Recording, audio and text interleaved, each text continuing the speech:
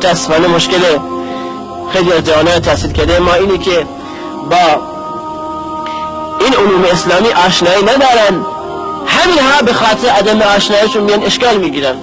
بعضی از جوانان متاسفانه میخواستن اشکال بگیرن، گفتم خب اسلام حرفی نداره که در حقوق بشر خیلی عقب افتاده. شما نگاه بکنید کشور سوئد به عنوان نمونه یک جوانی گفت کشور سوئد نگاه بکنید، بچه‌ای که به دنیا میاد براش حقوق مشخص میکنن، ولی اسلام برای پیرمردم چیزی نداره. اونجا من اجازه گرفتم از دکتر، گفتم من جواب اینو بدم. گفتم من هم وقتی درس میخوندم دانشگاه وقتی بودم، خب فقط کتب دانشگاهی، من خودم رشتم برق بود، فقط همون رو میخوندیم دیگه، مطالعات اسلامی نداشتیم، فقط اسممان مسلمان بود و سنی بود.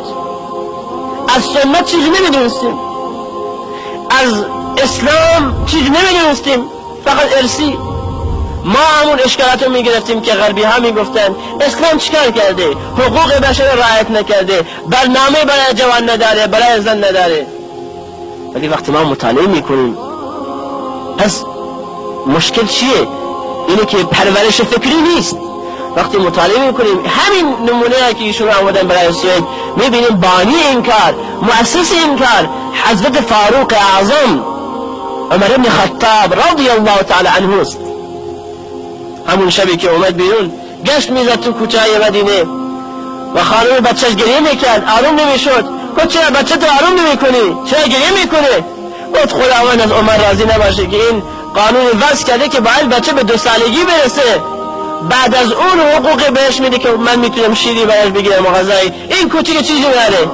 عمر فوری فرار کرد، گریه کرد، استغفار کرد، توبه کرد و نماز صبح فوری جلسه تشکیل داد، کابینه‌شو جمع کرد تو مسجد بعد از نماز صبح. ما بیایم این قانون رو باید تصویب بکنیم، بچه به محض اینکه به دنیا میاد ولی حقوق داشته باشه از بیت المال. خب بانی این کار سوئد که نیست، اروپا نیست، فاروق اعظمه، ولی ما متاسفانه بیگانه شدیم. همینه که اصل ما را زما بیگانه کرده، از خودمون، از اصالتمون، از هویتمون متاسفانه بیگانه کرده. فکر میکنیم همه پیشرفته در دست غربه، همه موفقیت در دست اروپا است. نه، این قوانینی که امروز هست حتی در جنبه اقتصادی همه این از مسلمان اخذ شده. موفقیت های نظامی ناپلئون شما نگاه بکنید، از رسول الله صلی الله علیه و سلم و شیوه جنگ پیامبر رعایت میکنه ناپلئون، ولی ما متاسفانه مطالعه نداریم.